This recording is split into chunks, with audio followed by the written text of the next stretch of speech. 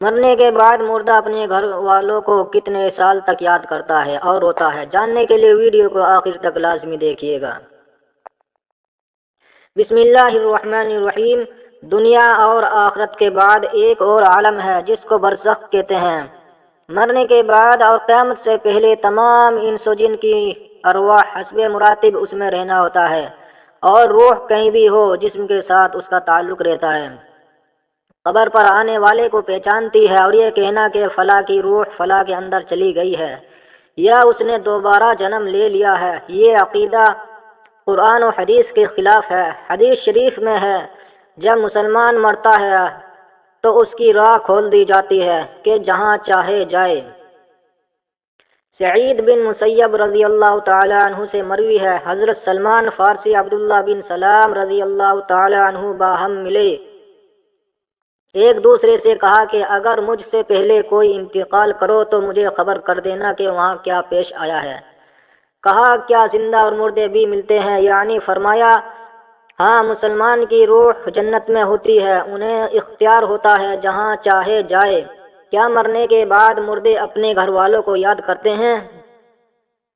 دیکھیے، جب کسی انسان کا انتقال ہو جاتا ہے تو مرنے والا شخص کو یہ معلوم ہوتا ہے کہ ہم اس دنیا سے منتقل ہو کر اس دنیا میں یعنی عالم برزخ میں آ گئے ہیں، اور اس کو یہ ساری چیزیں یاد ہوتی ہے کہ ہمارا گھر ہے، مکان ہے، رشتہ دار ہیں، عزیز و قارب ہے، اور ہماری بہن بھائی ہیں، اور ہماری ایک فیملی ہے، اور یہاں تک کہ جب اس مردے کی روح نکل جاتی ہے نہ، جب اس کو دفنایا جا رہا ہوتا ہے تو پھر اس وقت وہ مردہ اپنی آنکھوں سے ساری چیزیں دیکھ بھی رہا ہوتا ہے، یعنی کہ اس کی جو روح ہوتی ہے وہ ان ساری چیزوں کو دیکھ رہی ہوتی ہے، اور اس کو یہ پتہ ہوتا ہے کہ اب ہمیں کفن پہنایا جا رہا ہے اور اب ہمارے جنازے کو اٹھایا جا رہا ہے۔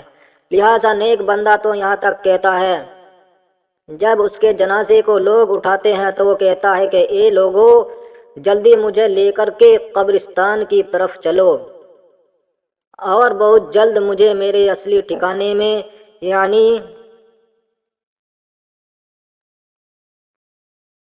یعنی قبر کے اندر پہنچا دو، کیونکہ اس کو موت پر ہی پتہ چل جاتا ہے کہ اس کا آگے ہونے والا کیا ہے۔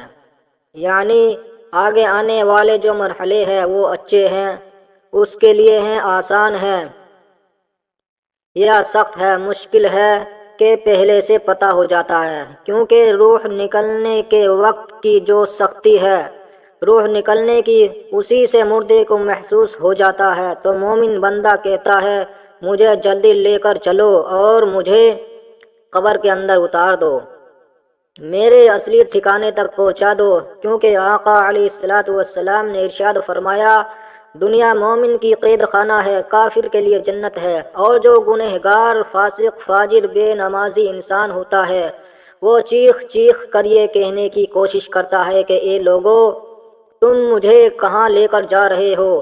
اے میرے بچوں، اپنی فیملی سے کہتا ہے کہ میں نے اپنے بچوں کے لیے بہت زیادہ کمایا اور ان کے لیے گھر مکان بنایا، اور اب تم ہمیں ہمارے گھر سے نکال کر اندھیری قبر کوٹھڑی کے اندر کہاں ڈالنے جا رہے ہو؟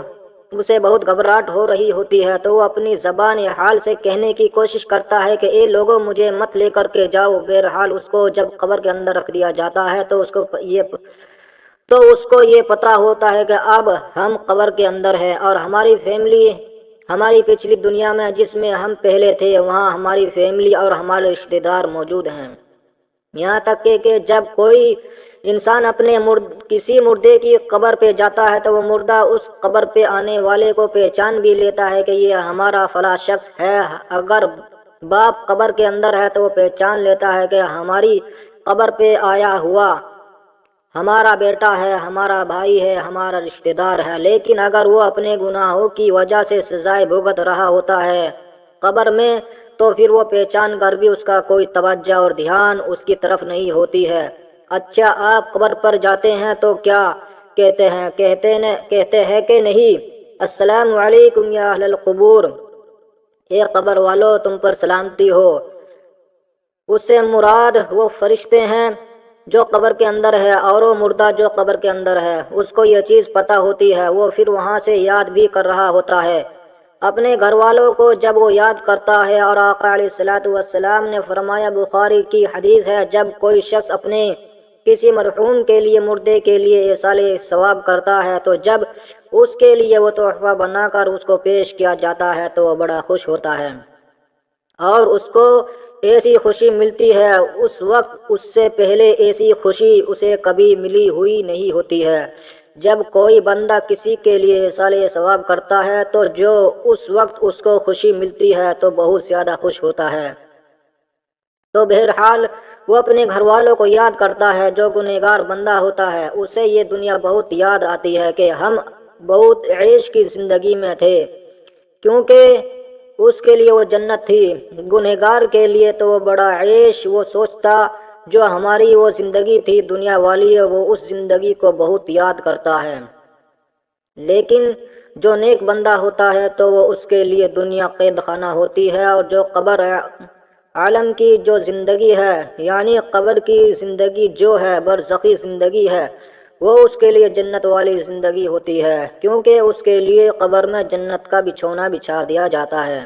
نیک بندے کے لیے قبر میں جنت کی کھڑکی کو کھول دیا جاتا ہے، اس کو جنت کا لباس پہنا دیا جاتا ہے، جنت کی خوشبو قبر کے اندر محسوس کرتا ہے۔ وہ نیک انسان جو نیک مردہ ہوتا ہے وہ بڑی راحتوں میں ہوتا ہے، تو اس کے بعد اس کو دنیا کی کسی طرح کی کوئی ٹینشن، کوئی فکر پریشان نہیں کرتی۔ اب وہ اپنی اس زندگی میں ہوتا ہے جس میں اس کا اصلی ٹھکانہ ہے، تو وہ اسی میں خوش رہتا ہے۔ اور کچھ نیک لوگ ایسے ہوتے ہیں جب ان کا انتقال ہوتا ہے تو ان کو ایسے سلا دیا جاتا ہے کہ جیسے نئی نویلی دلہن ہوتی ہے، کچھ کی روحیں پرندوں کی فوٹو میں رہتی ہے۔ تو بہرحال نیک بندہ جو ہے وہ بڑی عیش و آرام کی زندگی بسر کرتا ہے، اور اسے دنیا کی کسی طرح کی کوئی فکر نہیں ہوتی۔ اور جو گنہگار بندہ ہوتا ہے اس کو یہ دنیا بھی بہت یاد آتی ہے، اور وہ قبر کی سختیوں سے بہت پریشان ہوتا ہے۔ بہرحال جو اصل چیز ہے وہ عمل ہے، عمل پر یہ ساری چیزیں ہیں۔ اگر انسان کے عمل اچھے ہیں تو موت سے اچھا میسج کوئی نہیں، اور اگر انسان کے عمل خراب ہے تو موت سے برا اس کے لیے کوئی پیغام نہیں ہے۔ قرآن مجید میں اللہ تعالیٰ کا ارشاد ہے، ادعوا ربکم تضرعا وخفیہ انہ لا یحب المعتدین۔ تم اپنے رب سے گڑ گڑا کر اور آہستہ دونوں طریقوں سے دعا کیا کرو، بے شک وہ حد سے بڑھنے والوں کو پسند نہیں کرتا۔ نماز جمعہ رسول اللہ صلی اللہ علیہ وسلم کا ارشاد ہے، جو مسلمان میت کی نماز جنازہ 40 نماز ادا کرے جو اللہ کے ساتھ کسی کو شریک نہیں ٹھہراتے، تو اللہ تعالیٰ اس میت کے حق میں ان کی سفارش کو ضرور قبول فرماتا ہے۔ دوسری روایت میں آپ صلی اللہ علیہ وسلم کا ارشاد ہے، جس میت کی نماز جنازہ امت مسلمہ کے 100 افراد ادا کر کے اس کی شفاعت کرتے ہیں تو ان کی سفارش اس میت کے حق میں قبول کی جاتی ہے۔ امام ابن قیم رحمۃ اللہ علیہ فرماتے ہیں، نماز جنازہ کا مقصد میت کے لیے دعا ہے، قبر کے پاس کھڑے ہو کر دعا اور طلب مغفرت کرنا۔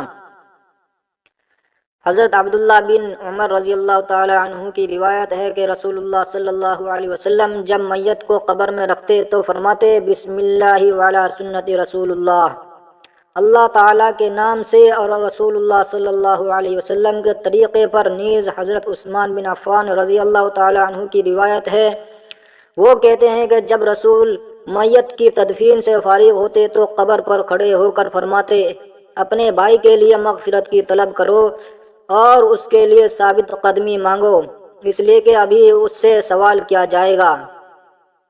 تو اللہ رب العالمین کی بارگاہ میں دعا ہے، اللہ تبارک و تعالی ہم تمام لوگوں کو خوب اچھے اور نیک عمل کرنے کی اللہ تعالیٰ توفیق عطا فرمائے۔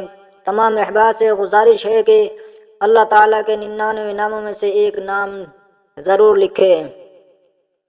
جانکاری اچھی لگی ہو تو اس جانکاری کو آگے بھی شیئر کیجیے گا۔ اللہ حافظ۔